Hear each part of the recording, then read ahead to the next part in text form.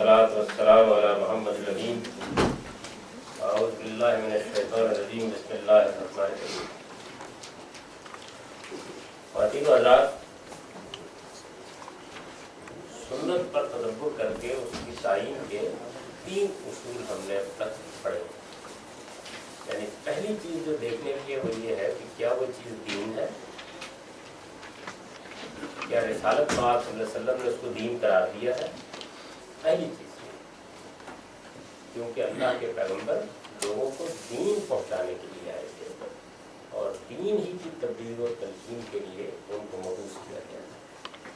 دوسرا اصول یہ ہے کہ کیونکہ سنت کا لفظ بولا جاتا ہے تو سنت کا لفظ عملی زندگی کی چیزوں کے بارے میں بولا جا سکتا ہے. یہ تاریخی واقعات کے بارے میں، ایمانیات کے بارے میں یا عقائد کے بارے میں نہیں بولا جا سکتا. اور تیسرے اصول کا تعلق ان احکام کی تعین کرنے سے ہے کہ جن میں قرآن مجید بھی خاموش نہیں ہے، اس میں ذکر آ گیا قرآن میں، اور وہ سنت میں بھی یا تو قرآن پر عمل کے لحاظ سے زیر بحث آ رہے ہوں گے یا ابتداء وہیں سے شروع ہوئے ہوں گے. تو یہ ضروری ہے کہ ان کے بارے میں متعین کیا جائے کہ اصل میں کہاں سے شروع ہوئی. یہ چیز متعین کرنے کے لیے جہاں معاملے کی نوعیت ایسی ہے کہ حکم قرآن میں رہ گیا ہے، رسالت میں آپ صلی اللہ علیہ وسلم کی زندگی سے متعلق نہیں ہوا، مسئلہ پیدا نہیں ہوا، اور جہاں قرآن مجید میں حکم زیر بحث نہیں آیا جس کی ایک مثال ختنہ ہے، وہاں بھی مسئلہ پیدا نہیں ہوگا.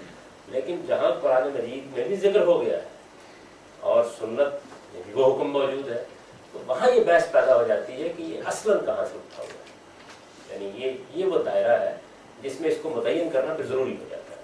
کیا قرآن نے ابتداءً وہ حکم دیا ہے یا اصلاً وہ سنت سے اٹھا ہوا ہے. تو میں نے جیسے ابھی آپ کو مثال دی کہ قربانی ہے، اعتکاف ہے، ان کا کوئی حکم قرآن میں موجود نہیں ہے، قرآن ان کا ذکر کرتا ہے. اور جب قرآن ذکر کرتا ہے تو پھر یہ دیکھنا پڑے گا یہ کہاں سے آئے گا. تیسرا اصول یہ تھا. چوتھا اصول یہ ہے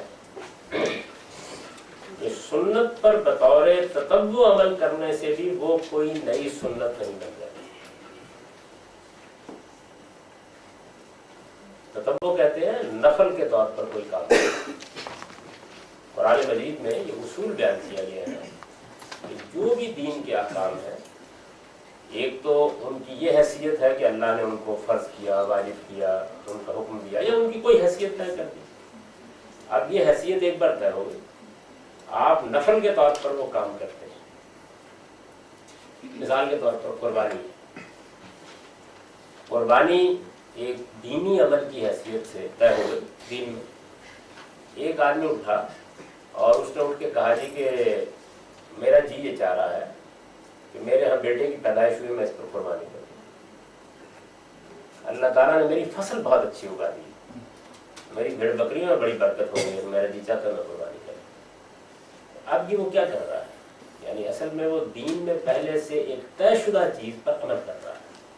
اور عمل کس حیثیت سے کر رہا ہے؟ اسے نفل سمجھ کے، عبادت کی چیز سمجھ کے اس پہ عمل کر رہا ہے. تو یہ ہے تطوع کے طور پر اس پر عمل کرنا. جیسے نماز ہے، تو اب ایک تو نماز ہے جو ہمارے پاس دین میں متعین ہو کے آ گئی ہے، یہ نماز ہوتی ہے، یہ یہاں سے شروع ہوتی ہے، یہ اس کی رکعتیں ہیں، یہ اس کے اذکار ہیں، یہ اس کے اعمال ہیں، یہ اس کے اوقات ہیں، ہو گئی. خیال ہوا ہمیں کہ اللہ تعالیٰ نے بڑی نعمت عطا فرمائی ہے، ہم شکرانے کے طور پر اللہ کے سامنے سجدہ ریز ہو گئے، 2 رکعتیں ہم نے پڑھ لی. اچھا کوئی مصیبت تکلیف آ گئی تو ہم نے کہا کہ اللہ تعالیٰ نے قرآن مجید میں یہ کہا ہے کہ ایسے موقعوں پر نماز پڑھ کے دعا کرو. تو ہم نے 2 رکعتیں نماز پڑھی، اللہ سے دعا کی. تو یہ جو نماز ہم نے پڑھی ہے یہ کیا ہے؟ یہ ہم نے بطور نفل نماز پڑھی.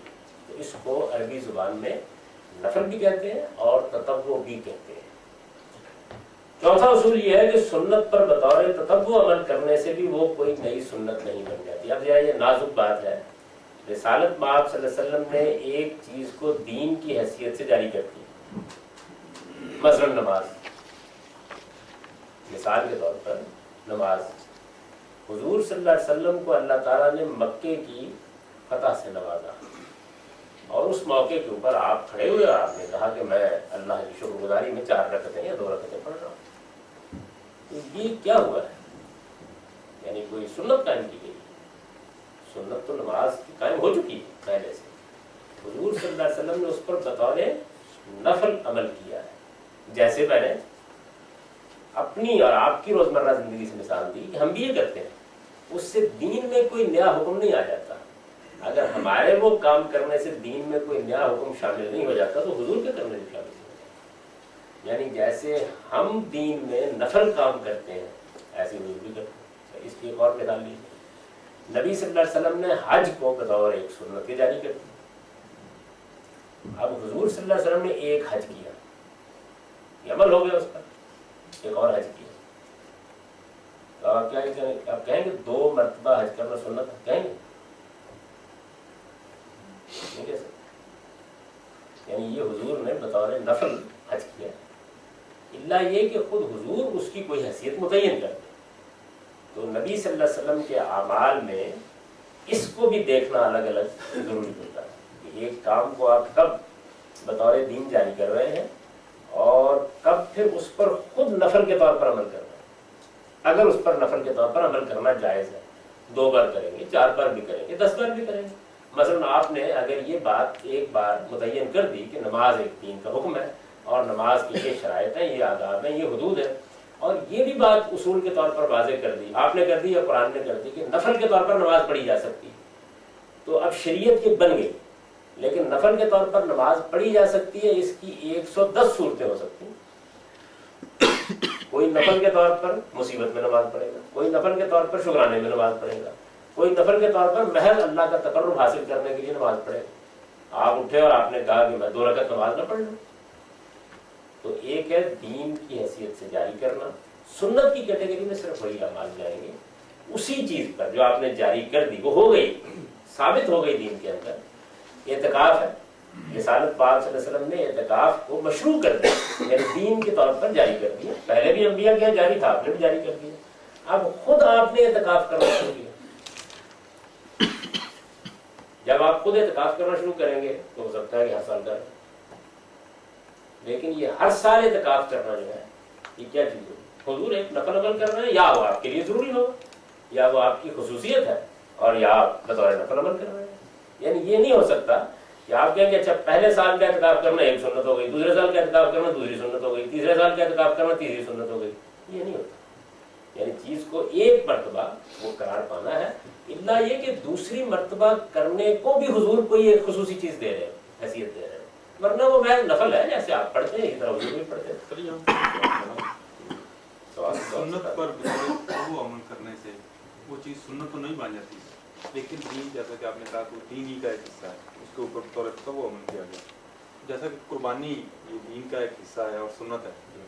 اگر اس کے اوپر کوئی کسی کا بچہ پیدا ہوتا ہے، اس کو یہ کرتا ہے عقیقہ، تو کیا یہ دین نہیں ہوتا؟ نہیں، تو آپ جو نماز پڑھتے ہیں دین ہی ہوتا ہے، لیکن بچے کا کہ پیدائش کے اوپر قربانی کرنا جو ہے، یا تو اس کو حضور بطور خاص جاری کرے الگ سے۔ نہیں، سنت میں نہیں کہہ رہا اس کو کہ سنت تو پہلے ہے نا، یہ قربانی کرنا کسی موقع پہ یا عید کے موقع پہ قربانی جیسے ہم کرتے ہیں، یہ تو سنت کے طور پہ جاری ہو گئی، اور ساتھ ہی یہ حکم آپ کو بتا دیا گیا کہ آپ کسی بھی موقع پر نفل کے طور پر قربانی کر سکتے ہیں۔ جی، یہ 2 باتیں دین میں آ گئی، جی، یہ تو دین ہو گیا نا۔ جی۔ اب نفل کے طور پر آپ کئی موقعوں پر کریں گے یہ بات، تو ہر کو الگ سنت قرار دیا۔ نہیں، میں سنت نہیں اس کو کہا، کیا وہ دین ہی کے حکم ہوگا، جیسے آپ نے کہا کہ سنت پر بطور تو وہ عمل کرنے سے وہ سنت نہیں بن جاتی، دین تو ہے، دین تو بن چکا ہے، پہلے ہی بن چکا ہے۔ جی، یعنی قربانی دین تو بن چکی ہے، نماز دین تو بن چکی ہے، دین میں اس کی حیثیت ایک نفل کی ہوتی ہے۔ نفل بن۔ تو یہ جیسے عقیقہ ہے، اس میں قربانی جیسے کی جاتی ہے، کیا یہ نفل قرار پائے گا؟ اگر حضور نے اس کو کوئی خصوصی حیثیت دی ہے تو خصوصی حیثیت تو جو کہ نہیں ہے، یہ تو اس سے دیکھنا پڑے گا۔ ایک خصوصی حیثیت تو نہیں، لیکن نفل جو ہے یہ تو نفل تو ہے، اس میں تو کوئی شک ہی نہیں۔ یعنی وہ آپ بیٹے کے پیدا ہونے پر کر لیں، بیٹی کے پیدا ہونے پر کر لیں، اپنی شادی ہونے پر کر لیں، یعنی نفل تو ہے، نفل تو ہے ہی۔ لیکن یہ کہ مثلا شادی کے موقع پر قربانی کرنے کو حضور نے بطور دین الگ سے جاری کر دیا، پھر سنت ہو گئی، پھر وہ سنت کیا ہوگی؟ پھر قربانی کرنا سنت نہیں ہوگی، نہیں، شادی کے موقع پر قربانی کرنا سنت ہوگی۔ اگر یہ آپ نے نہیں کیا اور جیسے کہ کسی نفل کام کو ہم کرتے ہیں وہ کسی موقع پر کر دیے تو اس سے کچھ نہیں ہوگا۔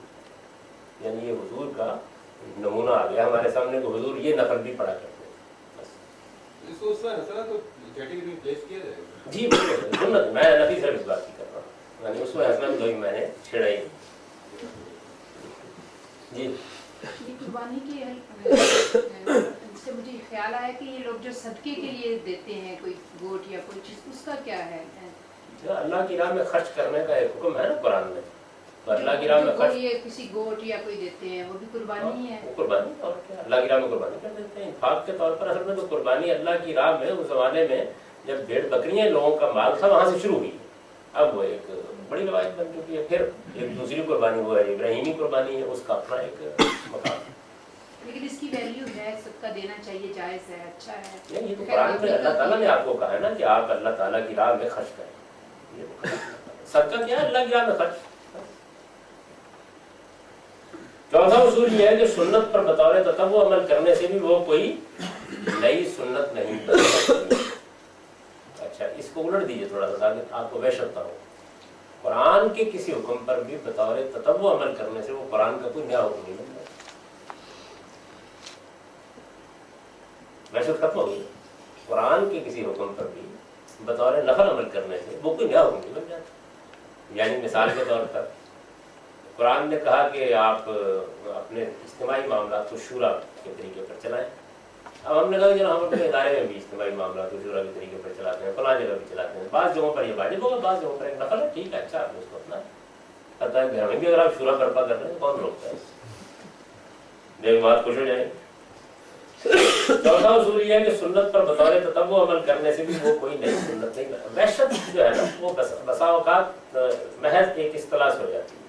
जैसे अभी ये ज़ेर बहस है ना कद्दू खाना, तो भाई आ गया है दीन में। अभी एक यहाँ के रफीक पूछ रहे थे कि जी बात ये है कि अमामा बांधना मिसाल के तौर, तो मैंने एक साहब से कहा, बहुत बहस कर रहे थे मेरे साथ इस मामले में कि नहीं जब आ गया है तो फिर आ गया। मैंने कहा अच्छा चलिए मैं कुरान की आयत पढ़ता हूँ। कुरान मजीद ये कहते हैं कि अय्यदुलकुम मस्ततातुम मिन कुव्वतिन व रिबातिल खैल, तुम लोग अपने घोड़े बहुत अच्छी तरह तैयार करके जिहाद के लिए रखो ताकि उसके जरिए से तुम अल्लाह के दुश्मनों को मरूब कर सको। अब आप ये बताइए कि घोड़ा, घोड़ा नहीं टैंक, मैंने कहा नहीं घोड़ा, भाई घोड़ा है वहाँ, घोड़ा है, वो कौन सी चीज है कि जो आपको ये बताती है घोड़ा नहीं? अगर घोड़ा तो है। तो कुरान मजीद के अहकाम में भी देखा जाए कौन सी चीज है वो वहीं रह गई है। यानी वहाँ घोड़े का जिक्र जो है वो बतौर हुक्म नहीं हुआ, बतौर कानून नहीं हुआ, बतौर शरीयत नहीं हुआ, बल्कि बतौर मिसाल। ये घोड़ी उस जमाने में कुव्वत की अलामत हो गई। अब आप ये कहेंगे नहीं कि घोड़ा जो है ना वो तैयार करके रखना जो है ये है असल में जिहाद की तैयारी। तो मैं ये कहूँगा कि हम आते इसके लिए इससे बेहतर कोई लफ्ज है नहीं लोगों में। ये सुन्नत में भी होगा, कुरान में वो कौन सी चीज है कुरान में इस आयत के होने के बावजूद जो आपको ये बताती है कि ये घोड़े को तैयार रखना ये दीन नहीं है? कौन सी चीज है जो बताती है ये कि ये दीन नहीं है? वही पहला उसूल है ना, इसको आप अप्लाई करते हैं, वही पहला उसूल है कि घोड़ा पालना दीन नहीं। जिस तरह घोड़ा पालना दीन नहीं है, कुरान में है, कुरान की आयत पढ़ी है मैंने, अय्यदुलकुम मस्ततातुम मिन कुव्वतिन व रिबातिल खैल, तुम सारी तैयारी जिहाद के लिए करो और खास तौर पर घोड़े बहुत अच्छे तरीके से तैयार करो ताकि तुम्हारे अंदर जंगी ताकत। इसको मतलब हमने एटम बम सही बनाया फिर तो? ये एटम बम तो फिर सही बना दिया। नहीं, इस वक्त तो घोड़ा दे पैसे ये भी एक ताकत की अलामत है ना, घोड़ा उस वक्त की ताकत की अलामत है। वो एक अलग बहस है। मैं सिर्फ यह कर रहा हूँ कि घोड़ा जो है उसका जिक्र आ गया ना कुरान में और हुक्म के अंदाज में जिक्र आया है घोड़ा पालो। वो कौन सी चीज है कि जो जहां इस आयत को पढ़ने के बाद आपको ये कहती है कि ये दीन नहीं,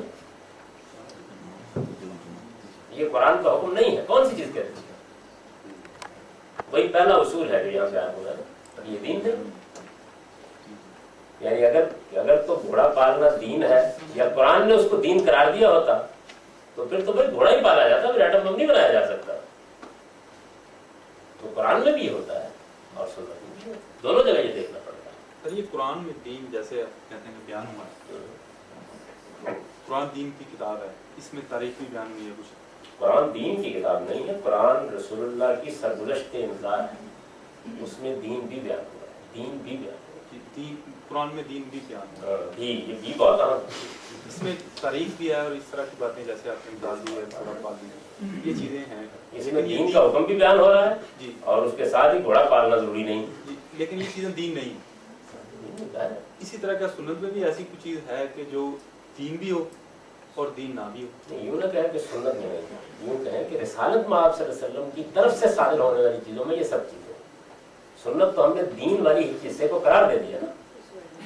اصل میں حضور ہے، حضور ایک مکان کے اندر بیٹھے ہوئے یا بے شمار چیزیں آپ نے صادر کر دی ہیں، قول سے، فعل سے، تصویر سے. سر ہم نے دو چیزوں کو دین قرار یعنی وہاں قرآن ہے نہیں، قرآن میں دین ہے.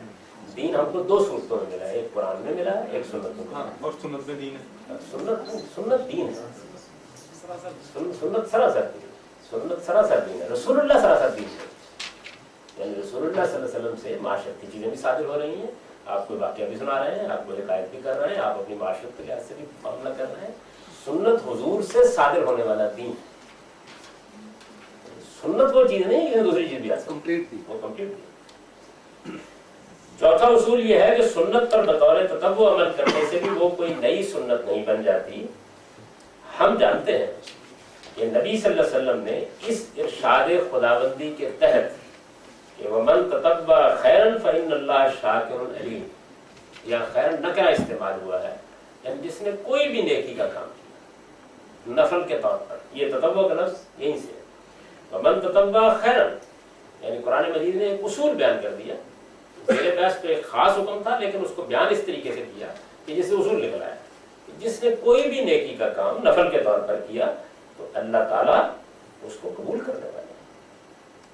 یعنی اس سے گویا یہ اصول قائم ہو گیا کہ ہر وہ کام جو نیکی کا کام ہے اسے آپ بطور نفل کر سکتے ہیں. یہ قرآن نے بیان کر دیا. اب حضور نے اس قرآن کے حکم پر عمل کیا. کیسے کیا؟ آپ نے اس ارشاد خداوندی کے تحت شب و روز کی 5 لازمی نمازوں کے ساتھ نفل نمازیں بھی پڑھی. یعنی قرآن مجید نے جب یہ کہا کہ کوئی بھی نیکی کا کام جو تم نفل کے طور پر کرو، نفل کے طور پر یعنی اپنی طرف سے، لازم نہیں تھا، وہ واجب نہیں کیا گیا تھا. تم کوئی بھی نیکی کا کام جب اپنے طور پر کرو گے تو اللہ اسے قبول فرمائے گا. تو اب حضور کو اس پر عمل کرنا تھا نا. حضور تو بہترین نمونہ ہمارے لیے.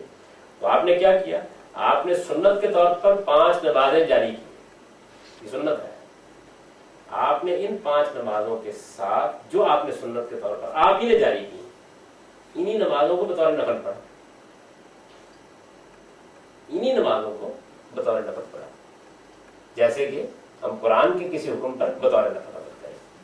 تو شب و روز کی 5 لازمی نمازوں کے ساتھ نفل نمازیں بھی پڑھی ہیں. رمضان کے روزوں کے علاوہ نفل روزے بھی رکھیں. نفل قربانی کوئی چیز بھی اپنی اس حیثیت میں سنت نہیں ہے. یعنی جب وہ بطور دین کے جاری کی جا رہی تھی تو سنت، جب اس دین کو جاری کر کے پیغمبر اس پر بطور نفل عمل کر رہے تھے نفل. یعنی یہ پھر فرق کرنا پڑے گا حضور کے صادر ہونے والے اعمال کے. رسول اللہ صلی اللہ علیہ وسلم نے جس طریقے سے ان نوافل کا اہتمام کیا ہے، جس طریقے سے ان نوافل کا اہتمام کیا ہے، اسے ہم عبادات میں آپ کا اسوہ حسنہ تو کہہ سکتے ہیں. یعنی یہ حضور کا عبادات کے معاملے میں بہترین نمونہ ہے. کہ دیکھیے حضور نے صرف یہی نہیں کیا کہ جو نماز لازمی تھی وہ پڑھی، بلکہ اس کے ساتھ نفل نمازیں بھی پڑھی. یہ بہترین نمونہ بھی حضور نے ہمارے سامنے پیش کیا. تو یہ عبادات میں آپ کا اسوہ حسنہ ہے. اس کو اسوہ حسنہ تو کہہ سکتے ہیں، مگر اپنی اولین حیثیت میں ایک مرتبہ سنت قرار پا جانے کے بعد بار بار سنن کی فہرست میں شامل نہیں کر سکتے. یعنی یہ ایک حکم ثابت ہو گیا، حضور نے ثابت کر دیا. ثابت ہونے کے بعد آپ نے 10,000 مرتبہ اس پر بطور نفل عمل کیا. تو آپ اب ہر دفعہ ایک نئی سنت نہیں بنا لیں گے، وہ بن گئی ایک بار. یعنی ایک بار ایک قانون پاکستان کے آئین میں طے ہو گیا، اب اس پر بطور فرض بھی عمل ہونا ہے، اور اگر اس پر نفل کے طور پر عمل کیا جا سکتا ہے تو نفل کے طور پر بھی عمل ہونا ہے. یہ مجھے بھی کرنا ہے، آپ کو بھی کرنا ہے، حضور بھی کرتے ہیں. حضور بھی کرتے ہیں. اس کو آپ سنت کے طور پر جاری نہیں کر رہے ہوتے. اس کی مثال کیا یہ نمازیں سنت پڑھتے ہیں اور نفل پڑھتے ہیں یہ؟ جی بالکل ایسے ہی. مثلا حضور صلی اللہ علیہ وسلم نے فرض نمازیں پڑھی، اس کے ساتھ آپ نے کچھ نفل نمازیں بھی پڑھی، اور لوگوں کو یہ کہا کہ بھائی یہ نفل نمازیں اگر تم پڑھو گے تمہارے لیے بڑے درجے کا باعث ہے. یہ نفل نماز ہے، حضور نے خود بتا دیا. اچھا جیسے ہی ایک آدمی نے روک کر پوچھا حضور صلی اللہ علیہ وسلم سے کہ جی یہ بتائیے کہ میرے لیے کیا حکم ہے نماز کے معاملے میں، روزے کے معاملے میں، حج کے معاملے میں. آپ نے فرمایا یہ نماز ہے، یہ فرض نماز ہے، یہ روزہ ہے. انہوں نے کہا اس کے علاوہ الا ان تطوع، اس کے علاوہ نفل ہے جب چاہے پڑھنا. یعنی یہ کیٹیگری آپ نے خود بھی متعین کر دیا، بالکل طے شدہ کیٹیگری کی۔ اچھا، یہی معاملہ کسی کام کو اس کے درجہ کمال پر انجام دینے کا، یعنی ظاہر ہے کہ نماز آپ ایسے بھی پڑھ سکتے ہیں کہ نہ دل لگا ہوا ہے، نہ ٹھیک طریقے سے آپ نے سجدہ کیا ہے، نہ ٹھیک طریقے سے رکوع کیا ہے، لیکن بس ادا ہو گئی، اور نماز بہت اعلیٰ طریقے سے بھی پڑھی جا سکتی ہے۔ تو ہر چیز میں ایک اس کا کمال کا درجہ بھی ہوتا ہے۔ آپ غسل یوں بھی کر سکتے ہیں کہ احمد کھول لی اور نہر میں ڈبکی لگائے باہر آ گئے، اور غسل کسی قاعدے ضابطے اہتمام کے ساتھ کیا جائے۔ احتیاط بھی ایسے ہی کرتے تھے، بھائی میں تو احتیاطی آدمی ہوں، یعنی جاتے جاتے سڑک کے اوپر غسل ہو گیا۔ تو یہی معاملہ کسی کام کو اس کے درجہ کمال پر انجام دینے کا بھی ہے۔ نبی صلی اللہ علیہ وسلم کا وضو اور غسل اس کی بہترین مثالیں، یعنی اس کی مثال اگر لینی ہو تو بہترین مثالیں وضو کو حضور نے بطور سنت جاری کیا، غسل کو جاری کیا، اب آپ نے اپنے ہی ان دونوں احکام پر عمل بھی تو کر کے دکھایا اور اس کا ایک بڑا اعلیٰ نمونہ پیش کیا۔ آپ نے جس طریقے سے یہ دونوں کام کیے ہیں، اس میں کوئی چیز بھی اصل سے زائد نہیں ہے کہ اسے ایک الگ سنت ٹھہرایا جائے، بلکہ اصل ہی کو ہر لحاظ سے پورا کر دینے کا عمل ہے، یعنی ہر لحاظ سے پورا کر دیا۔ آپ کے وضو کو دیکھ کر یہ کہنا مشکل ہو گیا کہ اس سے زیادہ بھی کچھ ہو سکتا ہے، بہترین طریقے سے آپ نے وضو کر دیا، جس کا نمونہ آپ نے اپنے وضو اور غسل میں پیش فرمایا ہے۔ لہٰذا یہ سب چیزیں بھی اسوہ حسنہ ہی کے ذیل میں رکھی جائیں گی، انہیں سنت نہیں قرار دیا جا سکتا۔ یعنی سنت وہ دین ہوگا جو آپ نے اولاً انیشیٹ کر کے دین بنایا، اس پر جب آپ عمل کریں گے تو عمل تو 1000 صورتوں میں کیا جا سکتا ہے۔ جب بطور فرض عمل کر رہے ہیں تو تعمیل کر رہے ہیں اپنے ہی حکم کی۔ قرآن کہتا ہے نا آمن الرسول بما انزل الیہ، یعنی رسول خود بھی اس چیز پر ایمان لایا جو اس پر نازل کی گئی۔ تو حضور نے کہا نماز فرض ہے، 4 رکعت نماز ظہر کی فرض ہے، یہ ہو گیا اس نماز کو سنت قرار دینا۔ اب آپ نماز پڑھنے کے لیے کھڑے ہو گئے، یہ کیا ہوا؟ یہ آپ نے جس چیز کو فرض قرار دیا اس پر آپ نے عمل کیا۔ اچھا، جب آپ نماز پڑھنے کے لیے کھڑے ہوئے تو آپ نے کہا اچھا میں اس نماز کو جو اللہ کا حکم تھا اس کو ادا کرنے کے بعد مزید اپنی طرف سے 2 رکعتیں نماز پڑھ رہا ہوں، تو یہ کیا ہوا؟ اسی سنت کو بطور نفل ادا کر دیا۔ یہ فرق کرنا پڑے گا نا سر۔ یہ جیسے نماز میں ہم پہلی دفعہ جانے نبی صلی اللہ علیہ وسلم نماز کے سنن میں اس کو شمار کیا، شاید جاری کیا، اس کے بعد بھی کچھ روایتیں کی آپ نے سجدوں میں یا رکوع کے درمیان پہلے میں یہ کہتا ہوں بطور نفل جی یہ چیزیں کے ذیل میں جی غلط بات ہے۔ آپ نے نماز میں، اچھا یہ بھی ضروری نہیں ہوتا کہ وہ چیز اسوہ حسنہ کے ذیل میں لازمن آ جائے، وہ محض نفل بھی رہے۔ اسوہ حسنہ اصل میں کسی کام کو بہترین طریقے پر کرنا، صرف وہی کیٹیگری، ورنہ مجرد تعمیل ہو گئی یا محض نفل پڑھ لیا گیا۔ اچھا جی، یہ 3 مرتبہ دھونا یا 3 مرتبہ کوئی لفظ کہنا جیسے سجدے میں، رکوع میں، یا تاک ہی پہ اصرار کیوں کیا گیا؟ یہ بھی کوئی اصرار نہیں کیا گیا، پسند کیا گیا، پسند ہی کیا نہیں، لیکن ہمارے یہ بڑے مسئلے ہیں جی۔ ایک لفظ آپ نے بولا اور صورتحال کہیں سے کہیں پہنچ گئی۔ ایک چیز کو پسند کرنا، ایک چیز پہ اصرار کرنا، یہ 2 الگ الگ باتیں ہیں۔ حضور طاق چیزوں کو پسند کرتے تھے، اس کی وجہ یہ ہے کہ ہر موقع کے اوپر یہ چیز ملحوظ رہے کہ سارا عالم زوجین ہے اور اس میں ایک واحد خدا ہے۔ تو یہ گویا ایک طرح سے ایک علامتی طور پر آپ کے ذہن میں اس کو زندہ رکھنے کا طریقہ ہم نے اختیار کیا۔ اچھا جناب، 5واں اصول یہ ہے، 5واں اصول یہ ہے، یعنی یہ تو وہ معاملہ ہو گیا کہ جس میں حضور بطور نفل اپنے ہی بیان کردہ دین پر، اپنے ہی طے کردہ دین پر نفل طور پر عمل کرتے ہیں۔ یعنی آپ یہ دیکھیں نا کہ ایک حضور کی حیثیت ہے دین دینے والے کی، اور ایک حیثیت ہے خود اس دین پر عمل کرنے والے کی، تو اس کو بھی الگ الگ کرنا پڑتا ہے ورنہ صورتحال خراب ہو جاتی ہے۔ اس کی بڑی اچھی مثال ہے، نبی صلی اللہ علیہ وسلم نے صحابہ کرام کو کہا، یہ بڑی مشہور روایت ہے، یہ کہا کہ بھائی مغرب سے پہلے بھی 2 رکعتیں پڑھ لیا کرو، 1-2 مرتبہ آپ نے فرمایا۔ تو صحابہ کرام کہتے ہیں کہ حضور نے اس کے بعد زیادہ زور نہیں دیا تاکہ ایسا نہ ہو کہ لوگ اس کو سنت سمجھیں۔ تو اب دیکھیے حضور کہہ بھی رہے ہیں، ترغیب بھی دے رہے ہیں، لیکن صحابہ اس سے واقف ہے کہ کسی چیز کو سنت قرار دینے کا مطلب تو یہ ہوگا کہ پھر آپ اصل میں مغرب سے پہلے 2 رکعتیں پڑھنے کو بطور دین جاری کر رہے ہیں۔ نہیں، وہ بتا دیا صحابہ نے یہ تبصرہ کر کے کہ ہم سمجھتے ہیں اس بات کو کہ یہ نفل پڑھنے کی ترغیب، اس سے زیادہ کچھ نہیں، لیتخذ سنہ الفاظ یہ۔ تو 5واں اصول یہ ہے کہ وہ چیزیں جو محض بیان فطرت کے طور پر آئی ہیں وہ بھی سنت نہیں، یعنی ایک چیز پہلے ہی ثابت ہے کہ وہ ایک فطری حکم ہے، پہلے سے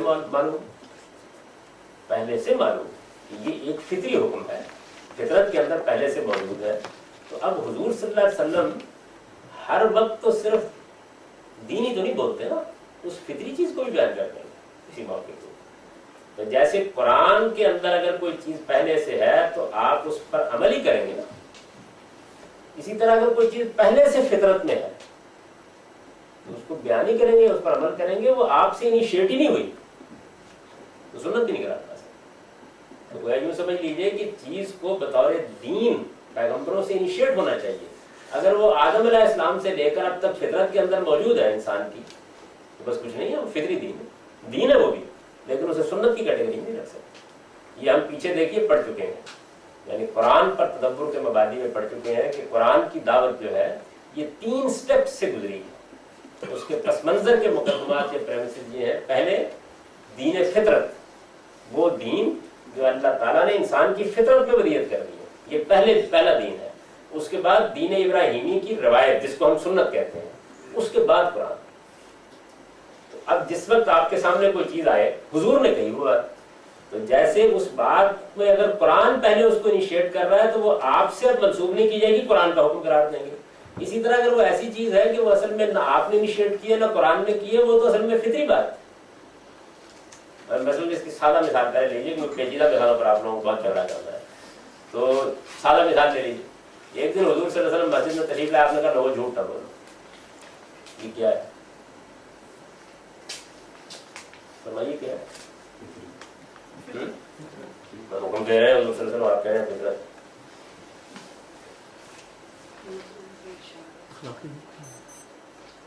یعنی یہ بات کہ قرآن مجید بھی کہتا ہے کہ جھوٹ نہ بولو، یہ قرآن کا حکم نہیں ہے، یہ فطری حکم ہے، اس کو قرآن نے بیان کیا. یہ دین فطرت کا حکم ہے جس کو قرآن نے بیان کر دیا. یہ قرآن سے نہیں شروع ہوا، یعنی قرآن نے آ کر نہیں بتایا پہلی بار لوگوں کو جھوٹ بولنا بری بات. تو وہ یاد رکھیے، وہ بحث وہ پیچھے ہو چکی ہے جس میں ہم نے، یعنی اس کا عنوان تھا دین کی آخری کتاب. اس میں یہ بتایا تھا کہ پہلا دین فطرت کا دین ہے، تمام اخلاقی اصول جو ہے یہ فطرت کا دین ہے. یعنی یہ پیغمبروں نے نہیں شروع کیا، یہ خدا نے انسانی فطرت میں دیا. پیغمبر جب اس کو بیان کرتا ہے، جب حضور نے کہا جھوٹ نہ بولو تو آپ نے کیا کیا؟ آپ نے جھوٹ نہ بولنے کو دین نہیں بنایا، دین میں پہلے سے موجود ایک حکم کی تاکید فرمائی. اس سے آپ پہلے بات سمجھ لیجیے، کیونکہ پھر نازک مثالوں کو لڑنا ہے آپ کو تو لڑیے آپ. تو یہ بات واضح ہو گئی. یعنی ایک چیز جو ہے وہ دین ہے، لیکن دین کی نفی نہیں ہو رہی. وہ کس کیٹیگری میں جائے گا؟ اگر وہ فطری دین ہے تو وہ فطرت کی کیٹیگری میں جائے گا. اگر وہ دین ابراہیمی کی روایت ہے تو سنت کی کیٹیگری میں جائے گا. اور اگر وہ قرآن نے پہلی بار انیشیٹ کیا ہے حضور کی بعثت کے بعد تو وہ پھر قرآن کے احکام کی کیٹیگری میں جائے گا. تو گویا دین میں 3 کیٹیگریز جو ہیں، یہ ہم پڑھ چکے ہیں پہلے.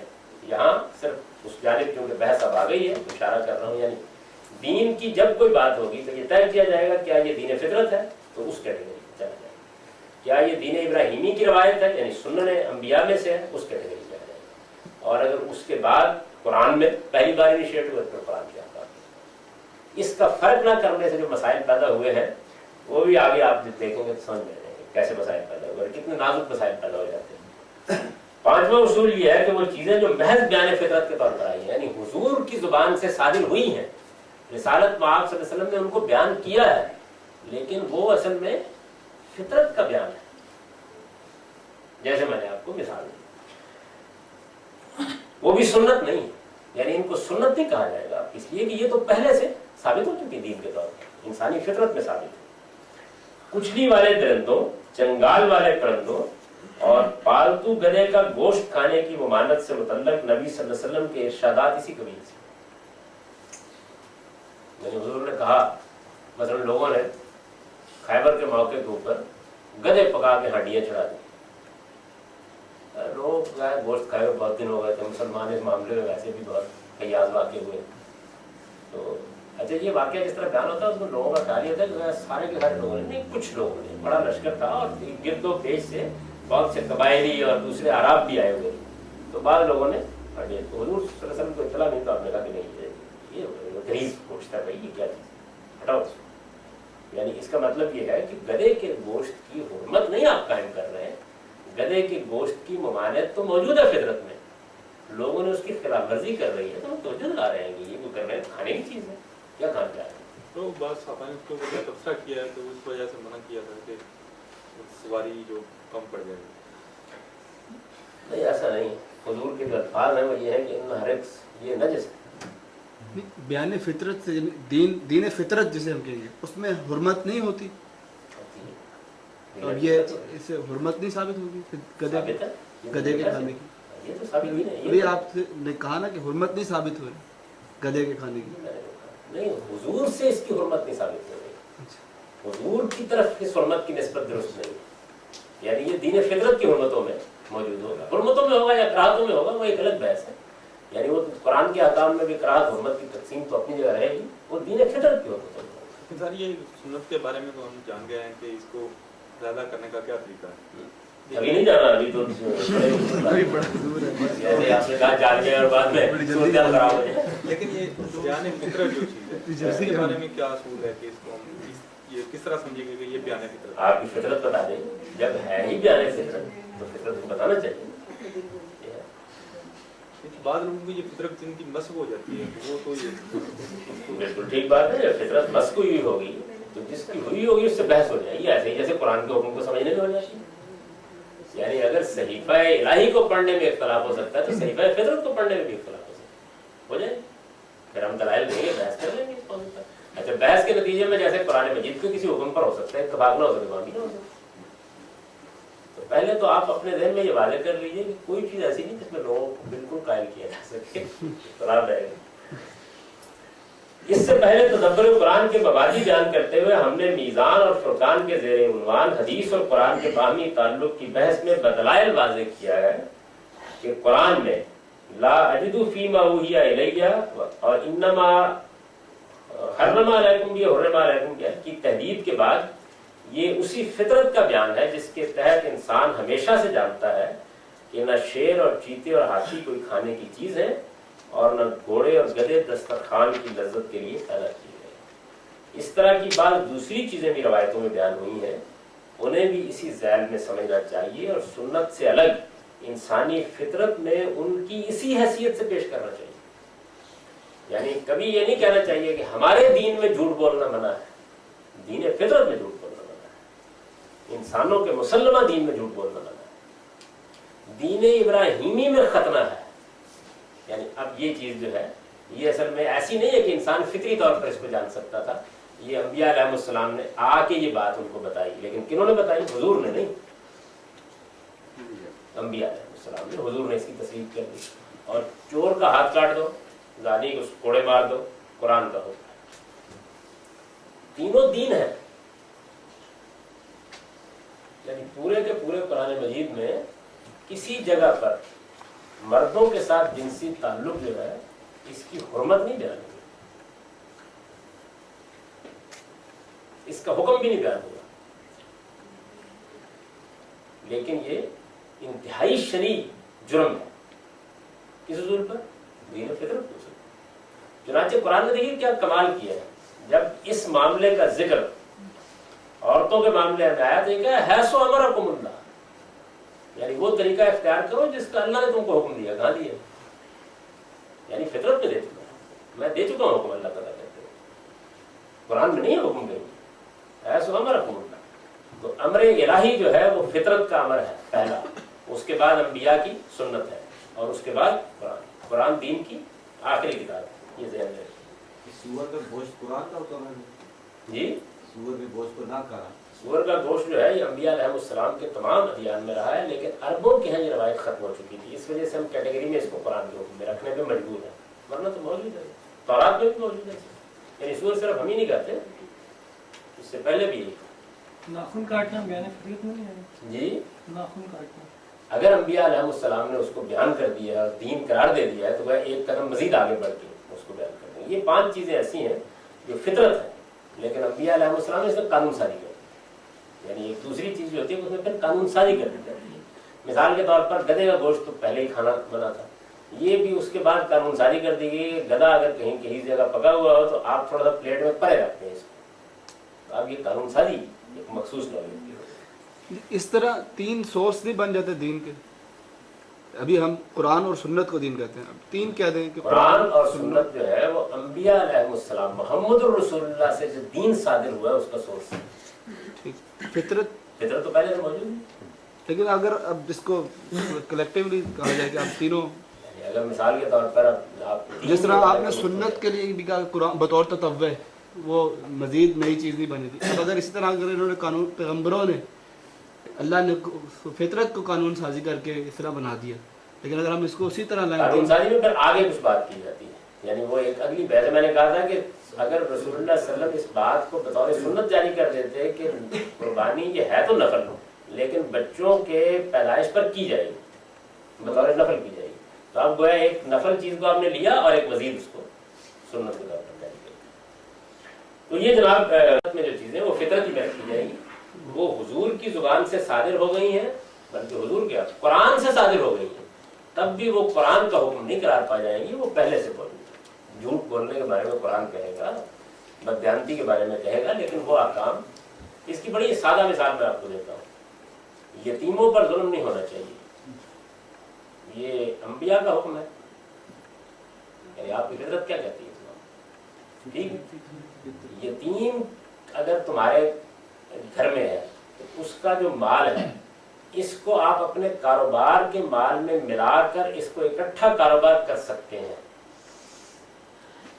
یا نہیں کر سکتے.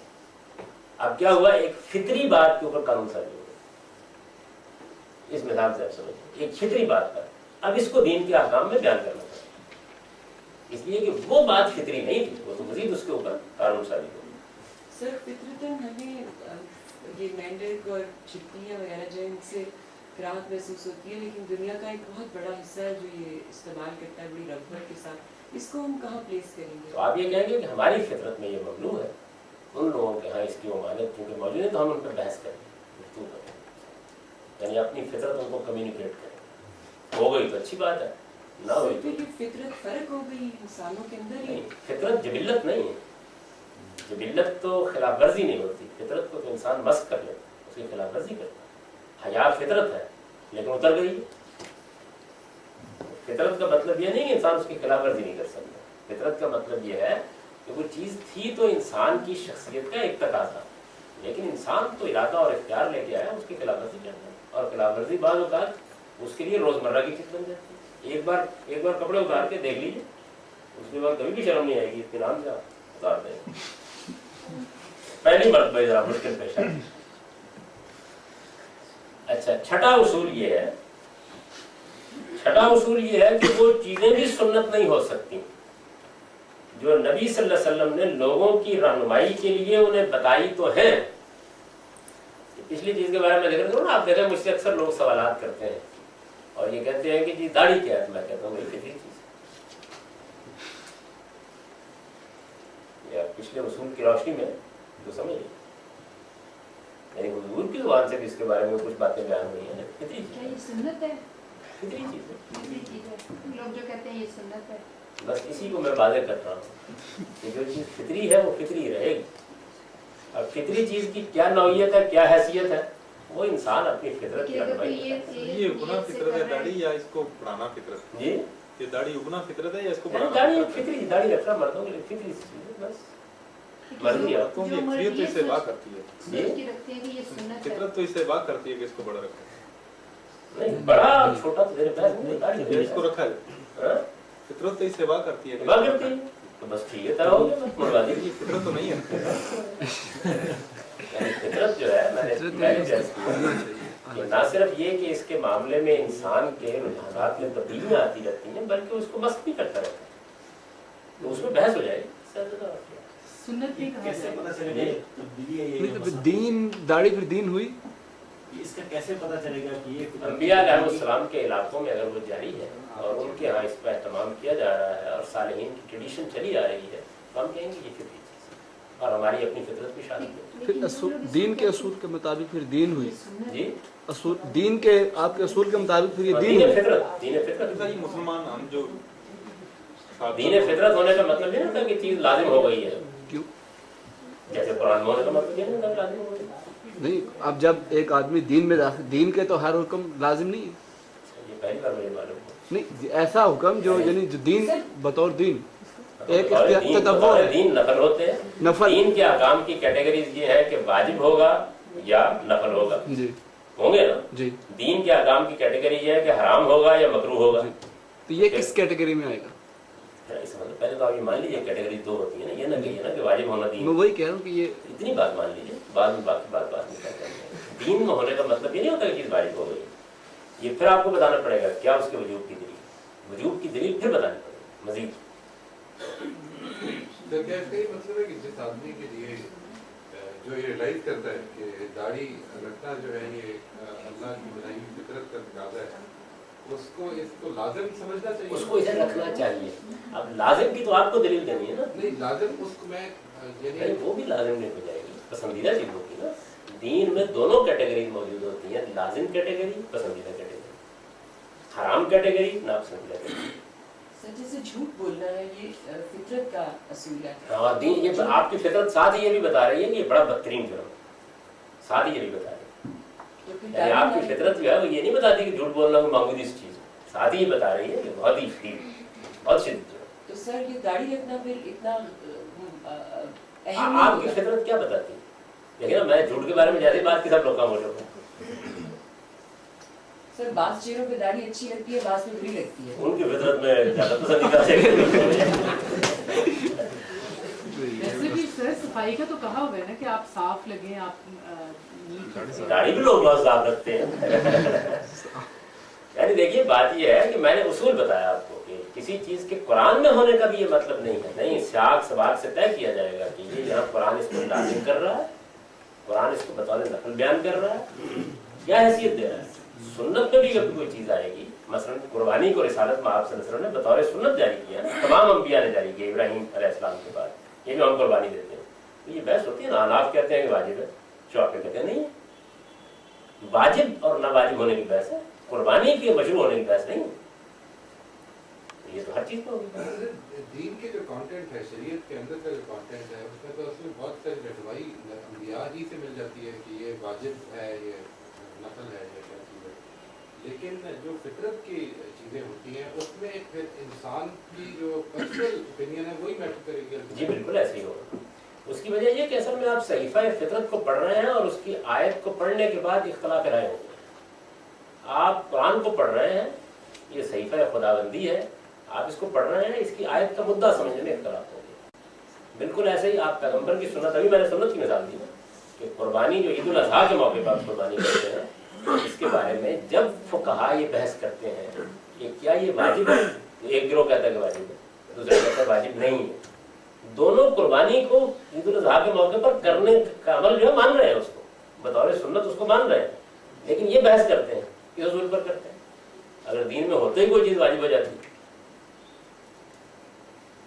इसलिए ये पहले उसूल के तौर पर जान लीजिए कि तीनों जगहों से जब कोई हुक्म बयान किया जाएगा तो तीनों जगहों पर दोनों कैटेगरीज पाई जाएंगी, सुन्नत की कैटेगरी, कराहत की कैटेगरी, इस्तेहबाब की यानी पसंदीदगी की कैटेगरी, वजूब की कैटेगरी, लाजिम होने की कैटेगरी। ये फितरत के दीन में भी होती है, ये सुन्नत में भी होती है, ये कुरान में भी। इनके क्या प्रिंसिपल है जी, वजूब के और कराहत के क्या प्रिंसिपल है? यानी कुरान में होगा तो कुरान के सियाक सबाक, उसकी आयत उसके तरफ बस से मालूम हो जाएगा। सुन्नत से होगा तो हुजूर को इसको अपने अमल से वाज़ेह कर देंगे, और अगर फितरत में होगा तो आपको फैसला कर देंगे।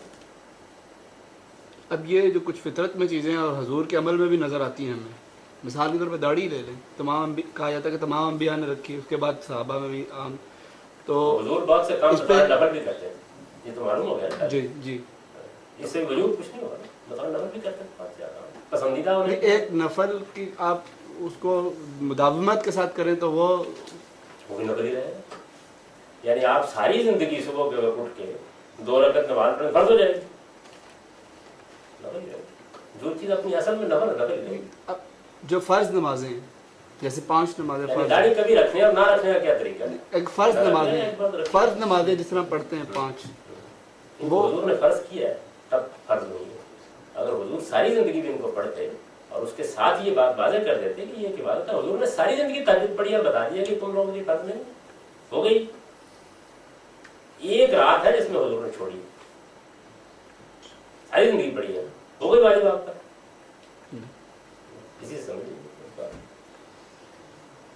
छठा उसूल चीज ये है, इब्राहिम अलैहिस्सलाम ने सुन्नत दाढ़ी रखी, सुन्नत रखी थी, कहाँ रखी? सारे अंबिया ने रखी है, तो कैसे मालूम हुआ? तो आप ही तो फिर रसूल अच्छा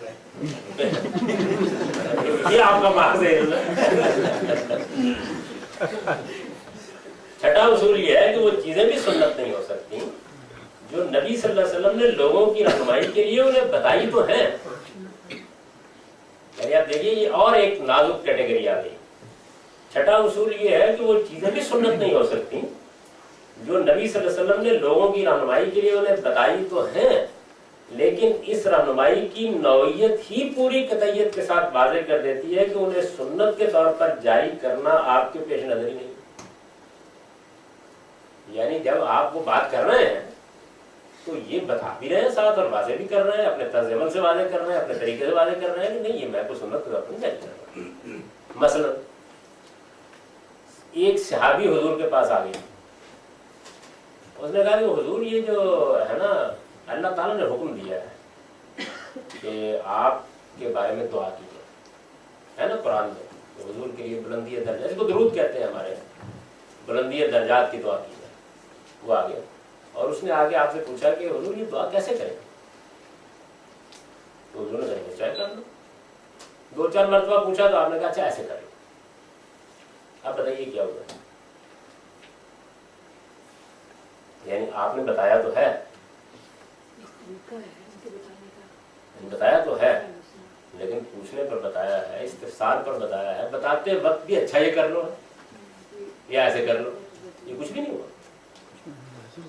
यानी कुछ भी नहीं हुआ, आपने बताया तो है, लेकिन बताने का पूरा तरीका ये बता रहा है कि उसे बतौर सुन्नत जारी करना पेश नजर ही नहीं। यानी ये बताने का तरीका बता रहा है कि एक बंदा आया, उसने आगे कहा और हुजूर सल्लल्लाहु अलैहि वसल्लम ने कहा अच्छा से करें, ठीक, कोई दूसरा तो आप कहते अच्छा उस तरह का कहते।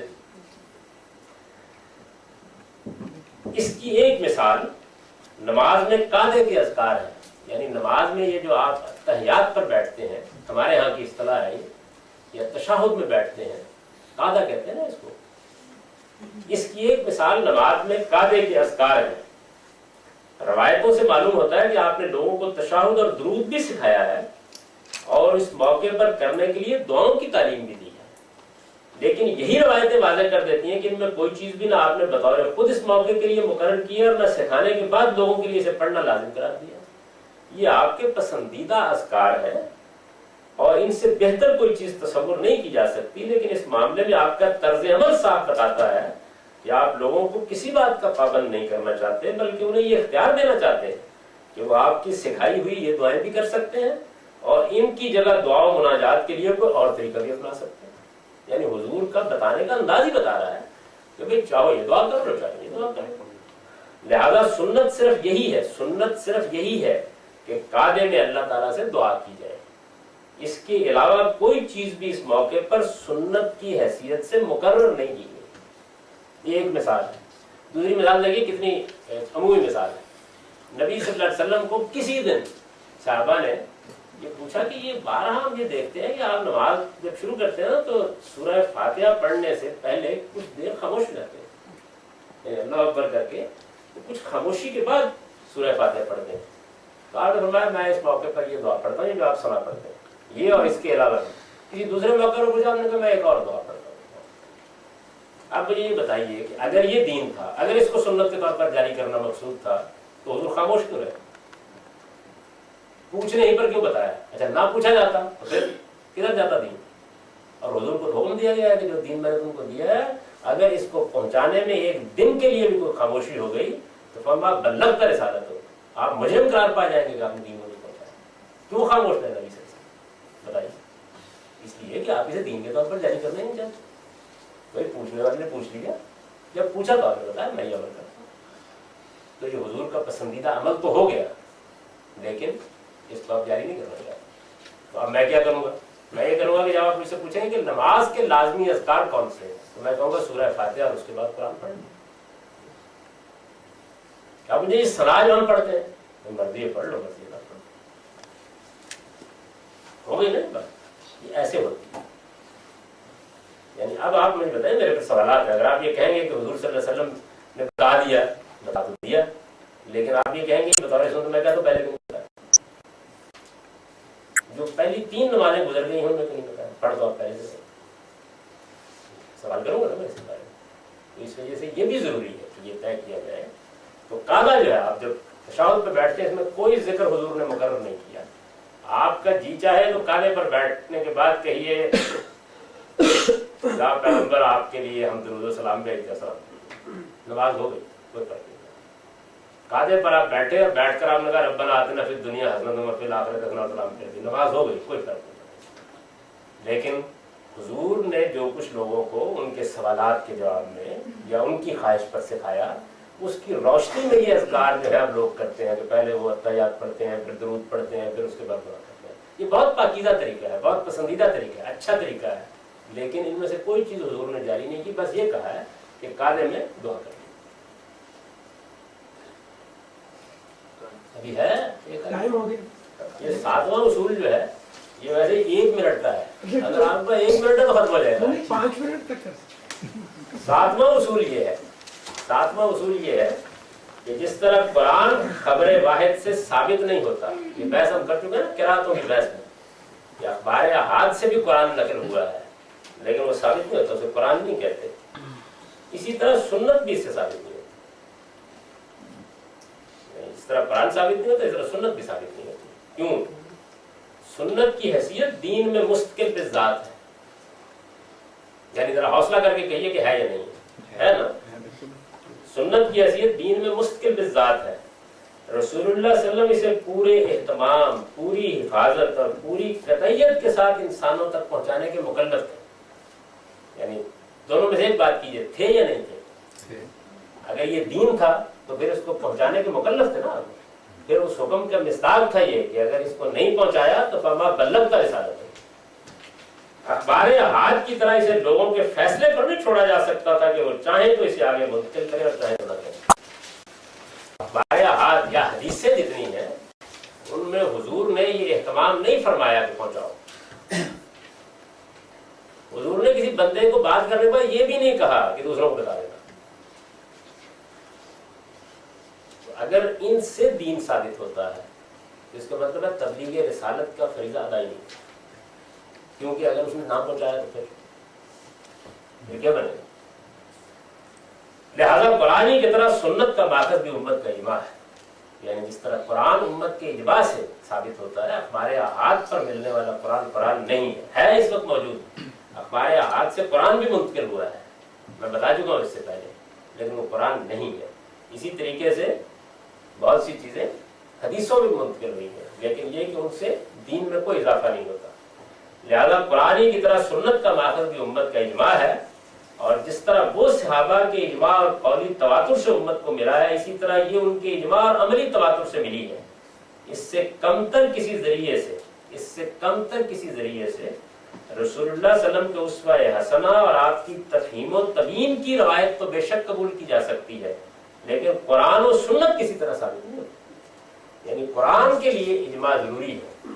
कुरान के किसी हुक्म की आपने तफहीम की, आपने तबीन की, आपने वजाहत की, ये इसमें अच्छी बात, ये तो, लेकिन ये कि न कुरान खबर वाहिद से साबित होगा, हदीस से कुरान साबित नहीं होता, न सुन्नत हदीस से साबित। सर ये कुरान में किस आयत में ये चीज़ बयान हुई कि दीन जो है इस बात के साथ मुमकिन होना चाहिए? कुरान में किसी आयत में ये बयान नहीं, मैं शायद मेरी गलती की वजह से वो जो आयत उम्मत वस्तलतकुम शुहदा अलन्नास व यकून रसूल अलैकुम शहीदा, इसमें भी ये बयान नहीं। रसूल की जिम्मेदारी है कि सहाबा किराम को के ऊपर बहैसियत उम्मत इस दीन की शहादत दें, और उनकी जिम्मेदारी ये है कि बहैसियत उम्मत इस दिन की शहादत लोगों के ऊपर देंगे। ये आयत तेरे पास क्या है किसी को, मतलब इसका ये मतलब नहीं है। सुन्नत की तायीन के ये 7 रहनुमा उसूल हैं, इन्हें सामने रख कर अगर दीन की उस रवायत पर तदब्बुर किया जाए जो रसूलुल्लाह सल्लल्लाहु अलैहि वसल्लम से कुरान के अलावा इस उम्मत को मुंतकिल हुई है, तो सुन्नत भी कुरान ही की तरह पूरी कतईयत के साथ मुतय्यन हो जाती है। यानी अगर आप इन 7 उसूलों को सामने रख कर रिसालत में आप सल्लल्लाहु अलैहि वसल्लम से जो कुछ साबित हुआ है कौल में, फेल में और तकरीर और तस्वीर में, उस पर गौर करेंगे, तो जब इन 7 उसूलों को आप अप्लाई कर देंगे तो अप्लाई करने के बाद सुन्नत भी वैसी ही मुतय्यन हो जाएगी जैसे कुरान में, वैसी ही कतईयत से साबित हो जाएगी जैसे कुरान में। फिर सुन्नत मुअक्कदा और गैर मुअक्कदा को क्या हुआ? कोई चीज़ नहीं, लोगों की बातें हैं। हुजूर ने कोई सुन्नत मुअक्कदा और गैर मुअक्कदा नहीं दी। तो ये जनाब मैंने खत्म कर दिया, लेकिन जाहिर है कि इसके बारे में बहुत से सवालात हैं। तो अगली नशस्त में इंशाअल्लाह अज़ीज़ हम पहले आप गौर कीजिए इन सब चीज़ों पर, गौर करके वो सवालात मुतय्यन करेंगे। तदब्बुर हदीस की बहस से पहले हम उन सवालात को देखेंगे। अगर एक नशस्त काफ़ी हुई तो ठीक है, ना हुई तो दोनों उसकी नज़र कर देंगे और फिर इंशाअल्लाह उसके बाद शुरू करेंगे मबादिस तदब्बुर हदीस। यानी हदीस का दायरा क्या है? ना हदीस कुरान देती है, ना हदीस सुन्नत देती है। हदीस कुरान और सुन्नत दोनों को या तो बयान करती है और या उनकी तफहीम करती है, उनकी तफहीम करती है। अक़ूलु क़ौली हाज़ा व अस्तग़फ़िरुल्लाह।